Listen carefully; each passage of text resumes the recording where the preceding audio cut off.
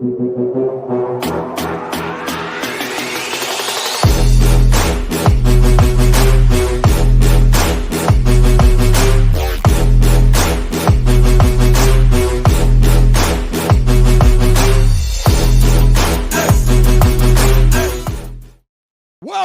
to the King and Chapman Show.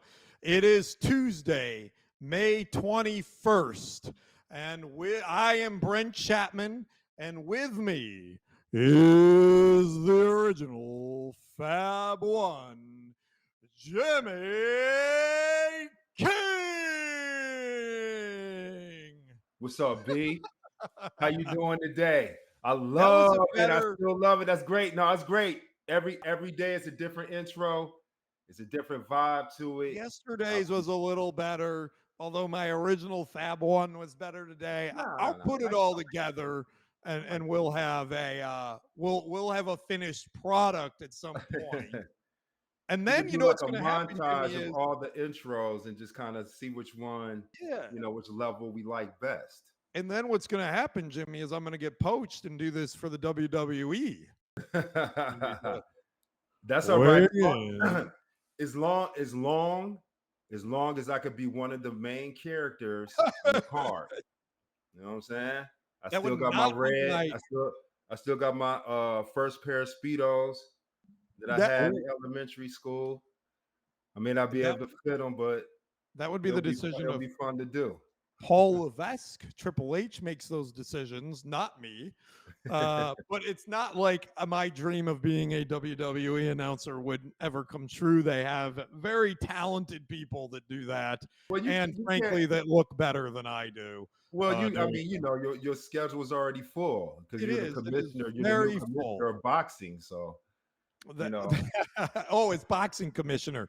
Yes. If you didn't see that in our last episode, I nominated myself the head of the boxing association that I created. But Jimmy, we actually have a pretty diverse show today. We've got some NASCAR, we got horse racing, we've got women's golfing, we've even got video games. But we would be remiss to spend a big chunk of time on the NBA Finals, which are around the corner, and this is it. We're down to 4 teams, Jimmy. We got it. We've got the Pacers. We got the 1-seed Celtics and the 6-seed Pacers in the East. We got the 3-seed Timberwolves and the 5-seed Mavericks in the West. So let's jump into it, Jimmy. In the East, we have Indiana going to Boston. Who has the momentum in the East, Jimmy? Who you like? I like Boston because of Jason Tatum and Jaylen Brown particularly. I think they're 2 of the biggest stars in the game. Them playing together, obviously, with their track record shows. I think they're more hungry than they have been. It's going to be interesting because I think the pace that the Pacers try to play is going to play into the hands of Boston. And that is why I think Boston is going to end up beating the Pacers. But I counted the Pacers out last series. Yep, right. I didn't say they were going to win more than 1 game, maybe 2. And look where they are. So, Jimmy, do you think that the layoff can be an advantage or a disadvantage? And I ask that from a player's perspective. So there has been some time. The Celtics wrapped up their series a week ago, and the Pacers had to go to Game 7. Does that benefit one team or the other? Maybe even being off too long versus being right off into the next game. What are your thoughts on the disparity in rest? It definitely benefits them physically, but it doesn't benefit them as far as their like their timing and them playing together. It's like a double-edged sword. You want the rest this late in the season. I think it will play out in the, if they move further, they go 6-7 games, they go to the finals, it'll definitely help them. But you definitely want to be rolling into this type of game hitting on all cylinders. So it can be a hindrance and it can be helpful. But I think overall it's going to help Boston because if Indiana, pushes them to 5 games, 6 games, the week off will definitely show later in the games. I'm thinking, Jimmy, that where the rest could hurt the Celtics is actually in the beginning of the series. Mm-hmm. And here's my thought. The Celtics have historically over the last couple of years been not very good at home in the playoffs. I think they're 500. About 500, yeah. So now you're taking a team that has looked really strong and is peaking right now, the Pacers, and probably have a lot of confidence. Mm-hmm. And they're going to go on that normal rest they've been doing for the last 2 series, right? Mm-hmm. They, 2-3 days, they're playing again. So Mm-hmm. they're in the mode, right? Yes. Yes. So I wouldn't be surprised if they won 1 or 2 games in Boston. I wouldn't either. I think where the Pacers are going to be in trouble is as this series drags on and the Celtics get more back into it and they get warmed up and the Pacers wear down. This could be something where the Pacers actually jump to a 2-1 lead. Absolutely. Yeah, I mean, hey, just like Timberwolves did the Nuggets, jump out on them early, punch them in the mouth before they realize what's going on, and force the Celtics to respond and have to, really, hopefully not panic, but do the things they need to do to win and not play outside of themselves, because really that's a psychological tactic to make teams kind of panic or do more than they should, and just enough for their detriment. And I think you're right. I think that the Pacers will probably be more in sync. There'll be more of a rhythm for being, for being in game rhythm. And I think it's going to take, the Celtics a little while, especially the way their track record is of being 500 at home and kind of having lackluster performances at times. Now, I will say this: the Pacers' defense is a problem. They've not been good. They were 12 of 16 of defense in the first round of the playoffs. They were not good against the Knicks. Basically, the Knicks ran out of human beings to play basketball. I mean, Spike Lee was putting on his uniform on the sideline to go in the game there. So they kind of won a war of attrition against the Knicks. And I do believe they'll get up or keep it close in the early. But I think as this series goes on, it's Boston's to lose. And I think that once they get cooking and back in rhythm, they're going to be tough to beat for the Pacers, especially when they go on the road where they've been playing very well. So I expect them to probably win in 5, maybe 6, but I expect the Pacers to be up 1-1, 2-1, something like that before the Celtics storm and just kind of run them out of the house. So, Jimmy, moving along from the East to the West, the Western Conference Finals see our Dallas Mavericks versus the 3-seed Minnesota Timberwolves. The question that I want to ask here is a little bit different. Not who do you like, but who do you think has the better matchup? Who do you think comes in and goes, that's the right matchup for this team? Is it Minnesota for Dallas or Dallas for Minnesota? Ooh, that's a tough one, Jimmy. The best matchup, I think Dallas matches up very well against the Minnesota. Timberwolves. I think they do. That's why it's going to be interesting to see how this plays out. We don't really have a litmus test for this series. Kyrie Irving was out 4 games this season or 3 games this season against the Timberwolves. Ooh. So, you could, but the Mavericks went 3-1 in those games. But I'm saying that, it's just a different dynamic with different players. Completely agree. But I do believe that the Mavericks have the better matchup against the Timberwolves. and again, it's really hard to kind of call the Timberwolves and and really um predict what they do, because they're a defensive led team and they create a lot of offense defensively from their defense. So um and I think the Mavs are starting to do that as well. So this may not be a high scoring series. It might be like a ugly uh knockout, drag knockout style type of basketball, ugly plays, kind of look like they're out of timing, off timing, and stuff like that. And you might see some foul troubles because they're going to be playing hard. I think it's going to be physical. The teams that commit the less fouls, that keep their main players on the court, is going to prevail. So, Jimmy, let me ask you this. Do you think that so the Mavericks dominated in the last series on the boards and second chance points? We talked about that on Monday's show. Do you think that strength, uh, which really helped dictate the game for them, is neutralized because the strength of Minnesota is 2 7-foot studs in Karl Anthony Towns and Rudy Matchup. Gobert?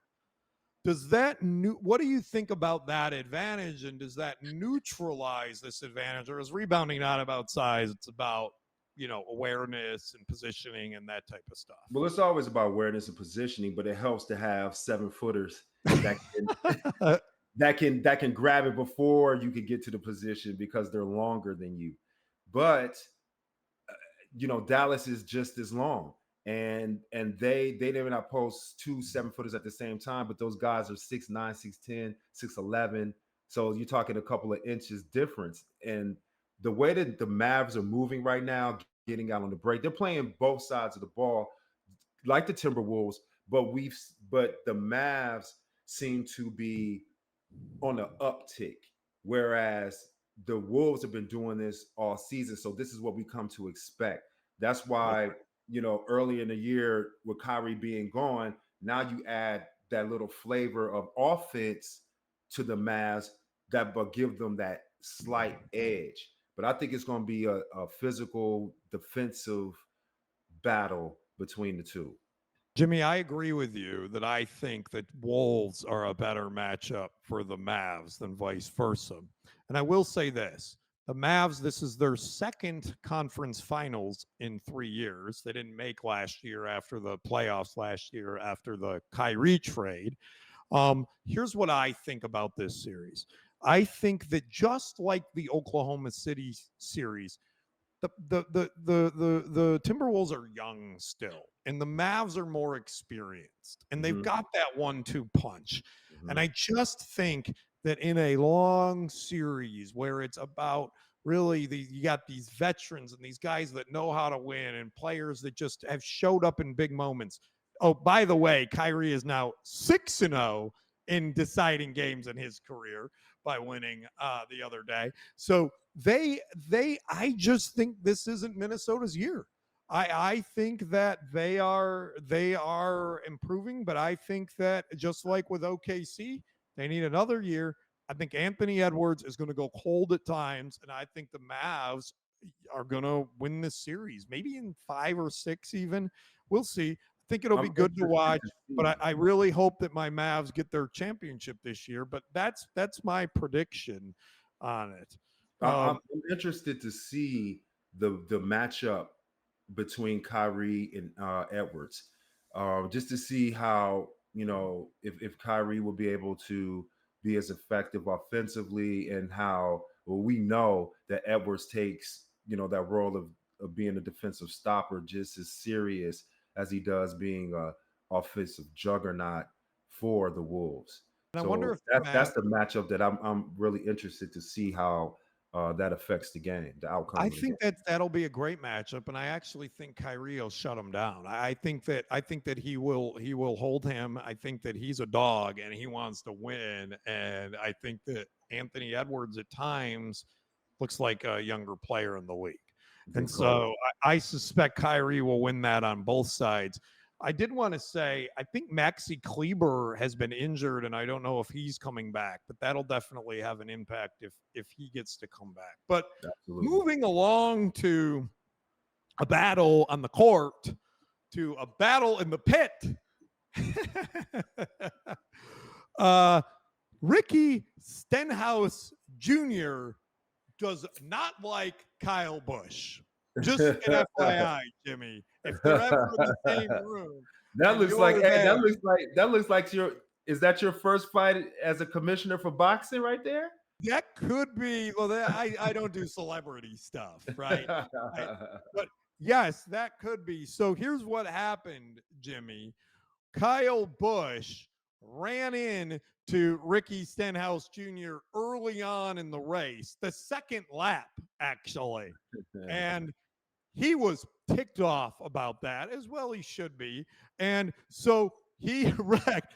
He drove over, got dressed, drove over, and waited for Kyle Busch to show up. And I heard some of the comments that Ricky Stenhouse Jr.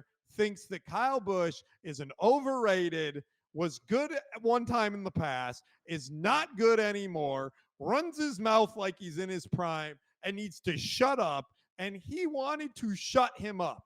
So he drove over to the pit, parked it in his yellow shorts and gray t-shirt, waited for Busch in the infield and confronted him. And after a brief conversation, and I wonder how brief this conversation was, probably really brief, threw a punch at him, which a melee started, and his dad, Ricky's dad, Ricky Stenhouse Sr., even got a punch from Ricky Stenhouse Jr.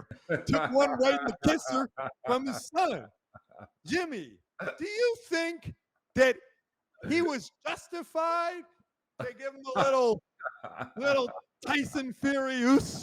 Yeah, this is road rage professional style. You know, he waited, he drove up to him, right? Got out the car in his banana shorts, walked over and talked smack to him. Yeah, it's on. It's on. I mean, you know, I've seen a lot of fights break out like that many times. And being in the great state of Texas, there's a lot of roads out here. There's a lot of road rage that I've seen, and I've seen that happen. So yeah, yeah. And if dad is standing next to son, he might get a two-piece too in the grill. uh, Jimmy, I could see this. Like, I want to put this in basketball perspective. Early in the game, you walk down the court, you take a jump shot, and some guy throws his body at you right at your knees and Yeah. tries to take you out early in the game, right? And you're out and you miss the game. That's what happened here. He ran into him intentionally early in the race. Like, you don't take somebody out 3 minutes into a basketball game or 2 laps into a race. He took him out. So, Jimmy, I'm pretty sure you'd be waiting at that locker room door for that Right. bro to come off That's the what I court. mean. It's Bang! on. Yeah, it's on. Like, and especially, I mean, you know, you don't give me a chance. And if I'm not mistaken, that's kind of been like a kind of one of the stigmas that he's had is being a reckless driver and Yeah. and have a history or a reputation of knocking people out early. So I think, you know, people get fed up. You know, if you want to put it in basketball terms, it's like, you know, this guy has been fouling excessively hard or taking cheap shots or cheap fouls. So I know that at the beginning of the game, when I go in the game or at the start of the game, I'm going to do something to protect myself. And in doing so, I'm probably going to throw the first punch, not punch, but elbow, knee, you know, scratch something. I'm gonna do something to just to let you know that I'm here. And vice versa. If somebody came at me and I felt like hit me too hard or, you know, didn't foul me in the letter of the game or, you know, or did something intentional, it's on. and anybody who's there to defend them is getting a right cross too. Well, Jimmy, although I would agree with you that he may be justified to swing at Bush, I think Brent Chapman would have, you know, after sitting there and waiting for hours, would have probably calmed down and said, you know what? This isn't the way to handle this, and probably would have not. So But you that's can, but that's why. But see, that's why you're an upstanding citizen, V. that's That's why I'm why not you a race car driver. Is that what you're trying to say? you know you got to have a little edge out there. You got to be Yeah, gripping that I steering think wheel look, tight. I've gotten to the point in my life that I can calm myself down in pretty much under 5 seconds. So, That's a which is great pretty quality. impressive. Yes, This guy had absolutely. You six don't want to fly off the hours handle. and didn't calm himself down. But that's Like, what happens in sports. Sports yeah, gives you that extra, kind of adrenaline. adrenaline I where get you it. almost sometimes, lose your Yeah, but emotions. not You go out 6 of hours control. later, dude. He hates that guy for other reasons unrelated to that, and that's why he waited around to punch him in the face. So See? let's move around to a sport where there isn't any punching because they don't have fists to punch, and that is horse racing. We had a interesting race on Saturday. Mystic Dan was going for the Triple Crown, and Jimmy, spoiler alert, he did not get the second leg of the Triple Crown. He finished second to Seize the Gray. Seize the Gray, rode by Mr. Lucas. It's his seventh victory in the race, which ties a record held by Bob Baffert. So this jockey, that's the guy who rides the horse, Jimmy, is pretty good at this. And you put him on the horse and he wins. So he clearly knows what he's doing. Seize the Gray was a 9-1 odds at longest shot in the race and won. And I would like to say that this also extends the losing or the not winning the second leg in the Triple Crown to 10 years, which is a long time for us to really have somebody chasing the Triple Crown. So Mystic Dan finishes second, Seize the Gray wins. Jimmy, what happened to Mystic Dan? So close. It's so many factors that go into horse racing. You don't know how the horse is feeling. You don't know Yeah. how Did he get a if the good meal diet, in the morning? Did he right? get If the oats and diet is is cornflakes? is up to snuff. You don't Yeah. know even if the jockey, right? I do know who the jockey is, B. Even if the jockey is, kind of doing the same protocols they did leading up to the race. It's so many factors. I saw a couple of weeks ago one of the horses who was favored. I don't even think he participated because he had a fever. But Oh, poor prior, horse. but prior to this race, they showed a clip of him as he was a favorite to win, but he didn't even run the race because the field was muddy. How do you not know if your horse is going to run in a muddy field or not? But that just lets you know that anything can happen. So this horse who's a favorite, didn't finish the race because of a muddy track. And if you see the clip, the horse is just galloping around because he doesn't want to run in the mud. That's crazy to me. So, in other words, it's too many factors to kind of predict. Is it crazy, Jimmy? Because I've heard basketball players they don't like to play in this. They don't like conditions. They don't like to play in Yeah, this. we are prima donnas. Yeah, You we ain't know, trying to go outside. We need remember some nice LeBron a couple years AC. ago? It's too hot in here. I can't Yeah, you play. know what I mean. That's Air why. That's conditioning. why they. That's why they get off in the bubble. You know what I mean? Yeah, They're yeah. protected in their nice little Well, bubble, I away from I the I elements. don't want any horse hating by Jimmy King on this show. The No, no horse horse hating. We love animals. horse didn't want Like to we're run horse because it was a little whisperers. wet outside. That's his prerogative. Jimmy, Well, he moving has from to be trained enough to put on some booties or some shoes or something and skate across the track. Jimmy, moving from horse racing to something that I would prefer to talk about, women's golf. There's actually something pretty special going on in women's golf, if you're not aware. And that is a golfer by the name of Nelly Korda. Can we see that pic? There she is.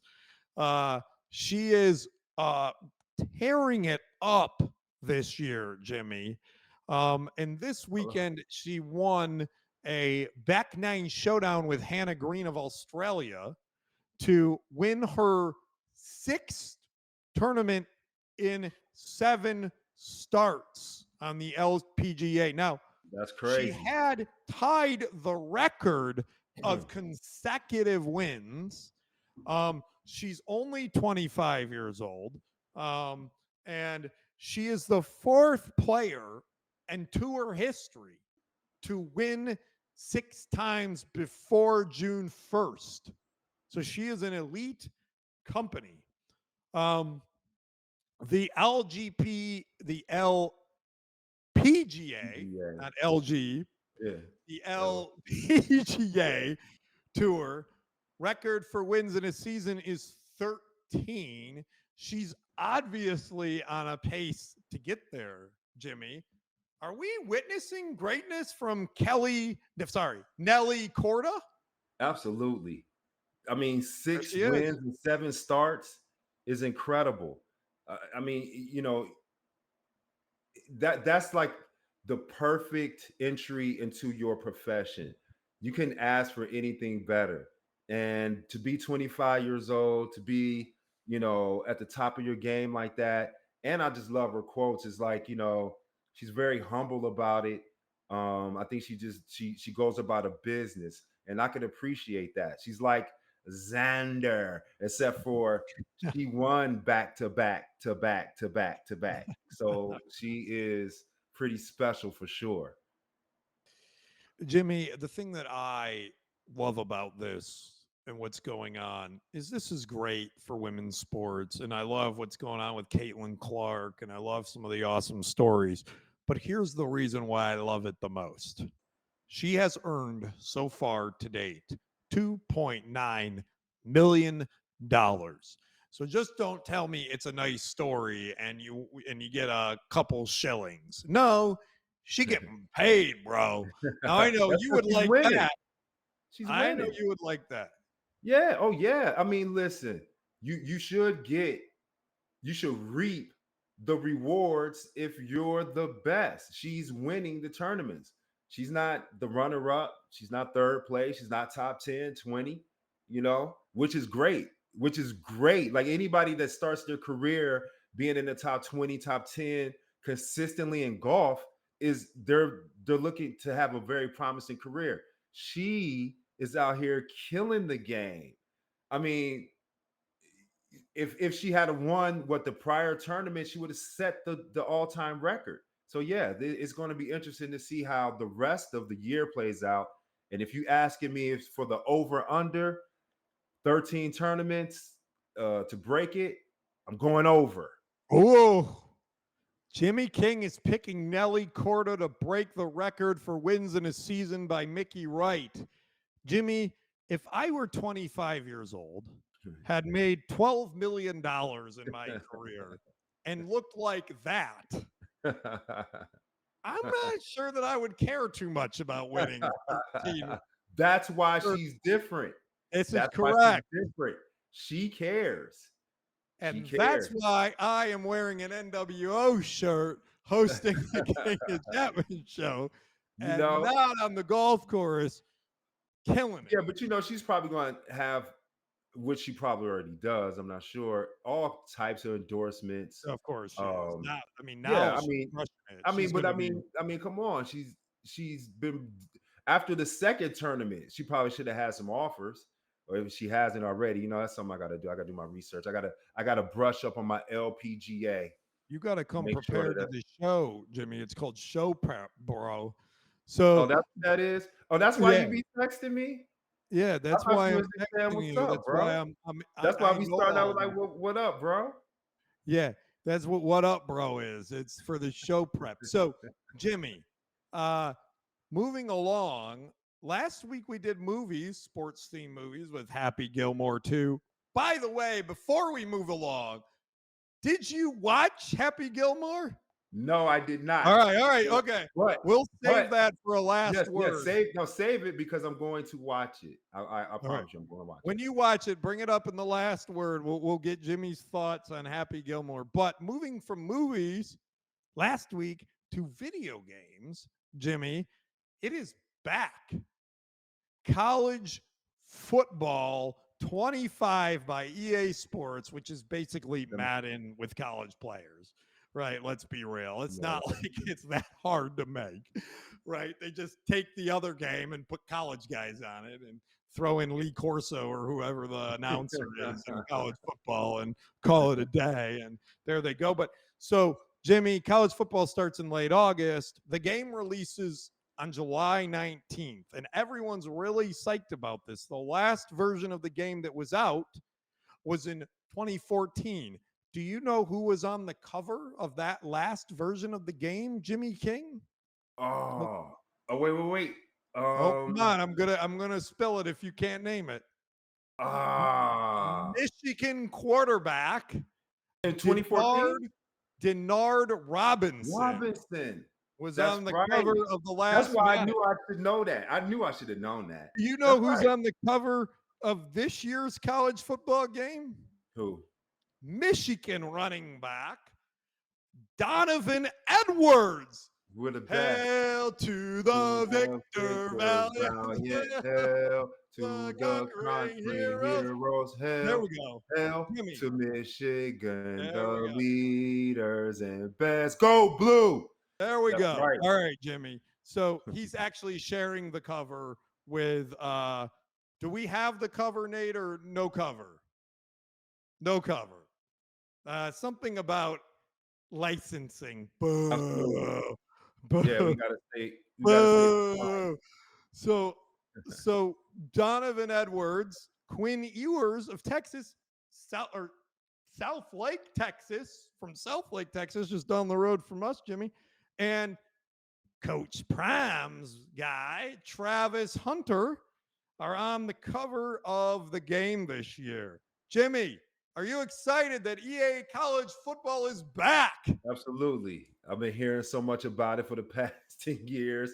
Real, game heads have been adamantly, upset about or vehemently upset about this non-college football. So I'm glad that they finally put one together. I'm glad it's another U of M guy on the cover and other deserving players. And what's my man's name from Colorado? Travis Hunter. Travis is a beast. He's going they had some cool videos, Jimmy, of the photo shoot. To be on it. They had cool videos of the photo shoot, and they had Quinn Ewers throwing passes to Travis Hunter in uniform. It was pretty sweet. Yeah, that's awesome. That would have been fun to see on. They might be teammates one day. Never know. The very possible, could happen. Definitely is plausible. Well, Jimmy, that's it for today's show. Last word. What do you got? How do you want to finish it off today? Last word is, if you're investing millions of dollars into your horse, I think it's imperative that you know if they can run in mud or not. You are not going to get off this mud thing, are you, Jimmy? My last word is that Jimmy King needs to watch Happy Gilmore. It's taking much too long. I'm watching it. I'm gonna watch it. I'm gonna make sure I put my eyes on it. But hold on. Let me give you. Listen. It's my last word, bro. If it's whack, I'm gonna fall asleep on it, and then that's gonna be my take on it. It's just more importantly, it's 30 years old. So the question is, did it hold up? If you come on and like it, then it held up. And I frankly haven't watched it in a while. So I don't know if it held up. I remember really, really enjoying it when it came out. My last word, Jimmy, since you cut me off in the middle of that, is that, I am very, I like what we do on this show. We don't just talk about football, we just don't talk about basketball. We really do dive into all these other things. And I think people care about these other sports. What's going on with Caitlin Clark? What's going on in horse racing and in NASCAR? These are important In stories in boxing, women's absolutely golf. I mean, golf. I don't understand. I'll be honest. I don't hear a lot about Nelly Korda on ESPN, and it's a freaking shame. She Right. deserves the attention that she's getting for her great athletic achievements. So Agreed. I am proud of these achievements by female athletes and these other sort of lesser reported on sports. And I think it's important to celebrate those accomplishments because they're just as important as what happens on the basketball and the football field. Amen, So my brother. And that's a that's all I beautiful last word. that's all I got today, Jimmy. Thank you, everyone. Thank you, Jimmy. Thank you, everyone watching. Have a great day. Thank you, my Peace. brother. Peace.